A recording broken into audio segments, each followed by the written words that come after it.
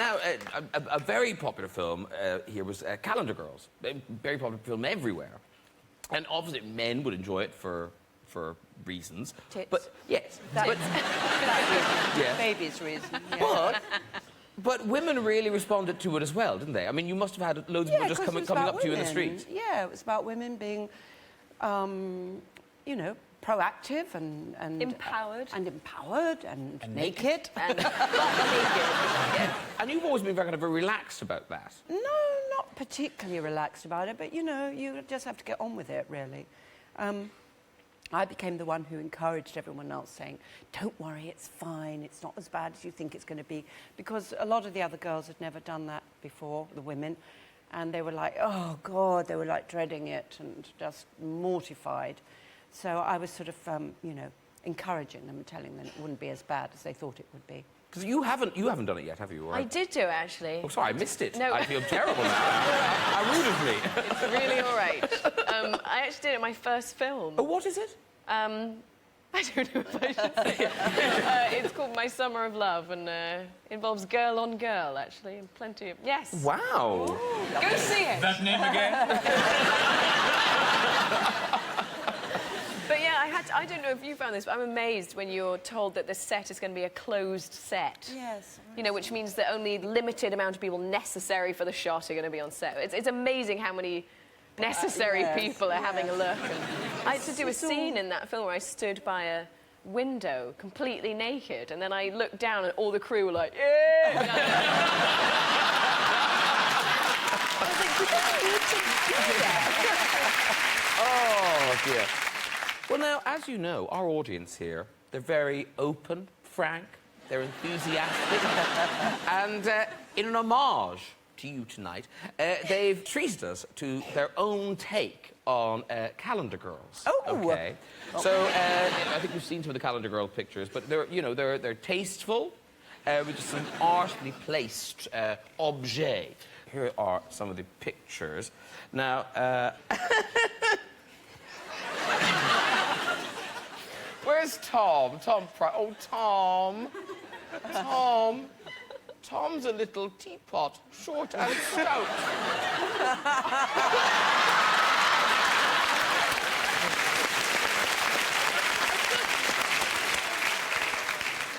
Well done, Tom. Is it a good pourer? No. Doesn't drip? No, it doesn't. What's on his head? I don't know what's on his head. It's a lion hat. Stupid. Everything makes sense until you get to the hat. You know, in the kitchen, teapot, and then just a lion hat. It made me feel better wearing something. Right. So I wore that. Yeah, very nice. You are behind that teapot. You're not, like, dipping into it. Ready? Just making sure it's That's lovely. Now, this is Stephanie Butterfield. Where are you? Oh, there she is. Ooh. Now, are you a waitress? Yes. She's a waitress, and she's very good, because she can hold 3 plates. Wow. Yes. Now, you're a beautiful woman, Stephanie, and I'm very impressed by your handling of the plates. Is it churlish of me to say, you knew this would be shown on television, couldn't you have tidied your room a little? Like, maybe put the top drawer back in? It looks like you've been burgled. But you look lovely there. You look very nice, very nice. Now, this 2 boys here, Luke and Oleg. Where's Oleg, first of all? Yes. Are you Oleg? Yeah. Oleg, now put your arm up again. Now, see, he does have long arms. Very doesn't he? long. Very long arms. Yes. Here's the long arm. Isn't that a long arm? Painted blue, it could be Avatar, couldn't it? It's fabulous. With your little lamp there. And then Luke. Now, the teapot is popular, Helen. The teapot is very popular. He's gone with the tea as well. And a lot of oil. Yes, now, you know, Luke, the thing about oiling your muscles. I think you're supposed to have muscles. Oily.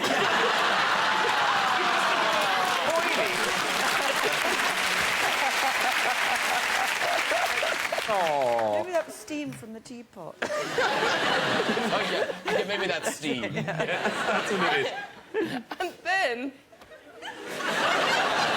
Luke and Oleg thought, well, we've sent individual ones. Let's do one together.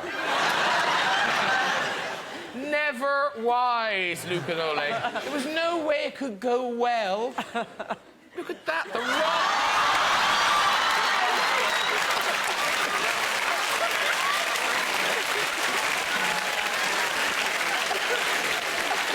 Very beautiful, actually. How do you get your hair like that? That is well done, all the naked people. Well done. Thank you so much for doing that. But now, are you familiar with your fellow guests? Of course he isn't. Look, he's just got a clue who I am. But God bless you, I don't mind. I was briefed. Oh, OK. There will be a lady in green. Her name is Celia. She's an actress. So, the second best exotic marigold hotel is the film that Celia's in now. But did you see her in Calendar Girls? I didn't see Calendar. Oh, OK. You missed a lot. Yes, I think we've got a picture of Calendar Girls. Hello. Yeah. That's the Helen Mirren line about... Considerably bigger buns, yes. Yes. And now people say that to you. Well, I was in Skegness once having a moment of, calm out on the end of a pier, and I suddenly heard this young girl shout out to her mother, "Oh, look, it's bigger buns!" It was embarrassing. Except that 2 weeks later, I was in Paris walking along the Champs-Élysées. Hello. Hello, and a very handsome man, not as handsome as you, or you. That was very nearly an awkward moment, but carry on, yeah. Ross, it still is an awkward moment. Stop. Hello. I'm not dead over here. It was too difficult to get friends. You're supposed to be an actress. Pretend. I'm sorry. I do. I adore you.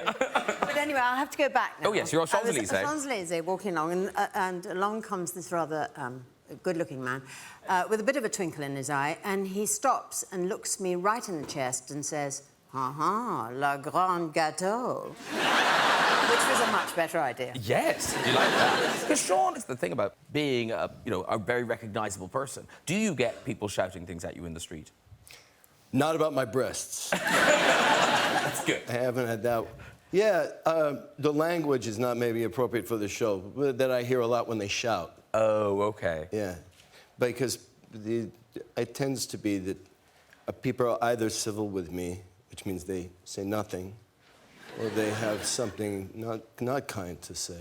Yeah. Oh, no. Yeah, it makes I like it. Now you're feeding it. Now people watching this going, no, he really likes it. Be rude to him. It couldn't be any more than there is. So I got used to it. Are you all right there, Julie? Yes, why'd you ask? Well, no, because I know you like Michael. I beg your pardon. You're a fan of Michael's, aren't you? I think Michael is a very nice person. Yes. And have you met 50 Cent before? Yes, of course, I'm a huge fan. OK.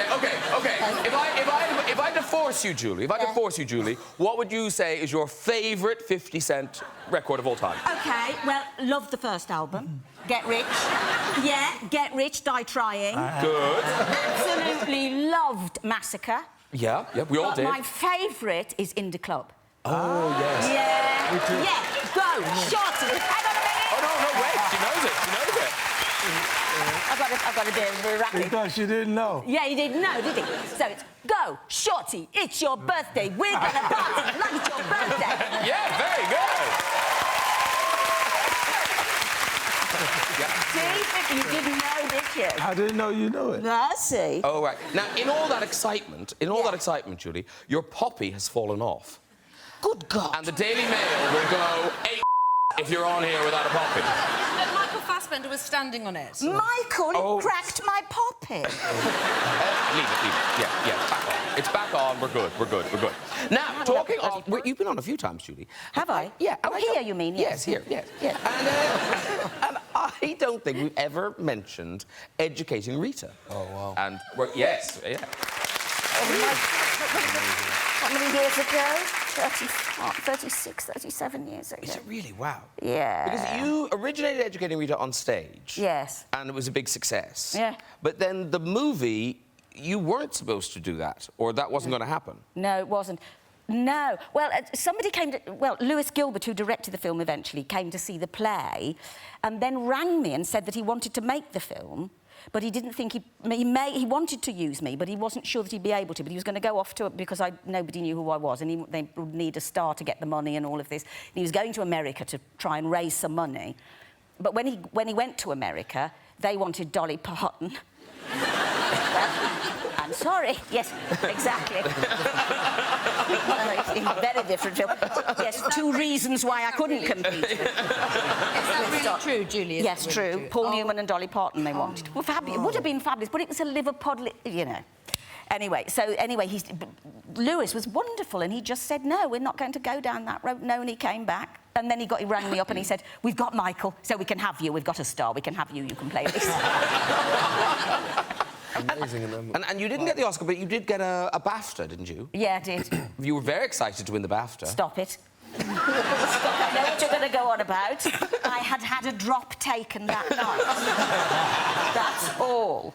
And so I didn't expect to win. And in those days, the BAFTA Awards, this is a very long time before you people, we used to have dinner before... How much of a mistake is that? That's a disastrous. It is. That's a big old no-no, especially in England. Oh, yeah. I mean, people were absolutely plastic. Well, not everybody. It was the first one I'd been to, and they just filled your glass. I was terribly nervous anyway, in case I might have to go up, you know, so you know, and all of this. And then it was deadly when I went. I thought I was being really funny, and I obviously wasn't. Really pissed. Well, no, I don't know, Julie, because we have a picture of that night. No, you haven't. And you really can't tell. I don't think you can tell. Stop it! Oh, my God! Oh, I've never seen that before. Stop, take it off the screen. I've never seen it. Take it away, take it away, take it away. I ended up under the table with a very famous actor, and I can't remember who it was. We were putting, like only actors can, we were putting the whole world to rights. Well, I don't know why she won. I don't know why he won. It was all that sort of thing. And I missed meeting Princess Anne. She's never spoken to me since. And Helen, we think... I sort of can't imagine you're not good at anything, but apparently singing you're not keen. I'm not good at anything. No, I said you are good at everything. No, you said... I was like, you're not good at anything. Ah, yes! That's great. Was that a Freudian I meant to say. I can't imagine... Is that what you really think? No, I can't imagine you being not good at anything. Is that what I don't know what... I'm not I think you're fabulous. But I am surprised that singing... I can't sing at all. I mean, at all. I'm tuneless. And my husband, if I try to sing, he tells me to shut up. When I was in the choir at school, they asked me, please, don't sing. Just mouth the hymns in the morning. Mouth the hymns in the morning. Just don't make a noise, please. Putting everybody off. And I played a singer in a theatre show called Teeth and Smiles, and I learnt an amazing thing, which is that you can persuade an audience of anything. You know, and just by kind of shouting and being sort of self-confident, I could persuade them that I could sing. In fact, I wasn't hitting any notes at all, you know. It was horrible. Is that the show where an actual rock star came to see you? Yes, that's when... well, not... Pete, you know, the drummer for the Who. Keith Moon. Keith Moon, sorry, Keith Moon came to visit. Yes, that's right. Yes, he did. Yes. Wow. And then, but he came to visit and then didn't want to go. No, well, what happened was shall I tell the whole story? Go on. A bit more? Yeah, we've got time. I'm in my dressing room, waiting to go on for the last scene. And outside my dressing room in the Royal Court is where all the rubbish bins are, right? So I hear this huge clatter, and bang, crash, bang, wallop. And I look out the window, and I see a pair of legs sticking out of one of the rubbish bins. You know, sort of kicking in pinstripe trousers.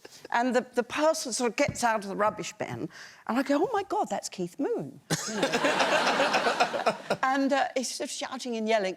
And then I hear the shouting and yelling coming through the dressing room, and then I hear it coming up the stairs, And then it's outside my dressing room. And I hear bang, bang, bang on the door. And I open the door, and there's Keith Moon standing there.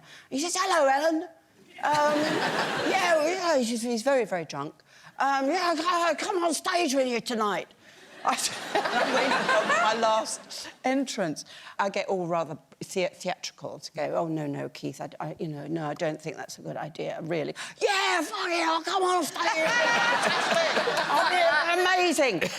And, of course, it would have been amazing. Yeah. And I was an absolute twit not to say, "Yeah, come on stage." Instead, I sort of said, no, and I went on stage and did my last number really badly, as usual.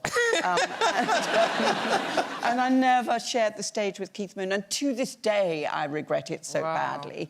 You know, when you're offered a rock and roll moment, you should always grab it. Right. You know, don't be frightened. Grab the moment. That is a good lesson for life. Yeah.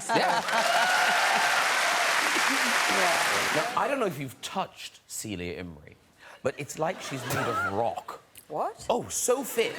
So fit. Actually, I've got one arm that's quite good. Try that, Sean. That's great. It's one arm. The other arm's not so good. Can I have a go at that one? Yeah, go on. Can I... Right. But that one's better, I think. Why is there a...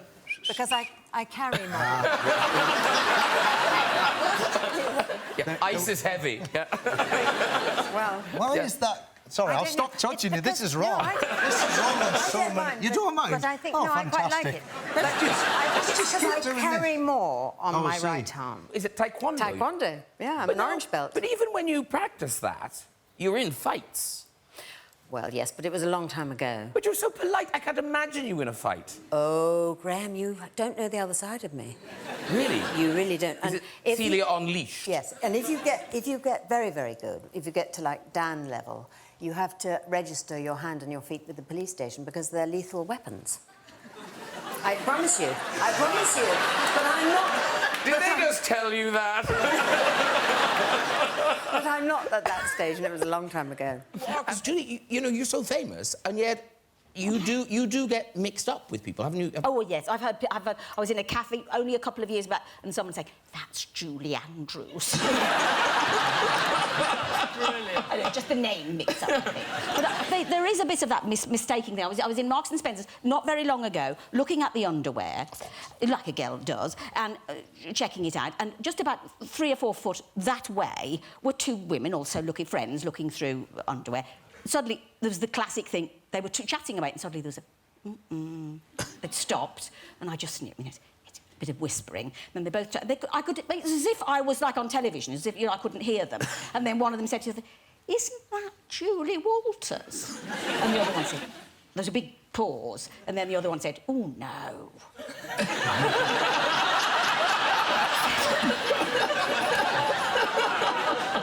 And then she said, "Not dressed like that." Honestly. What could you say? Honestly.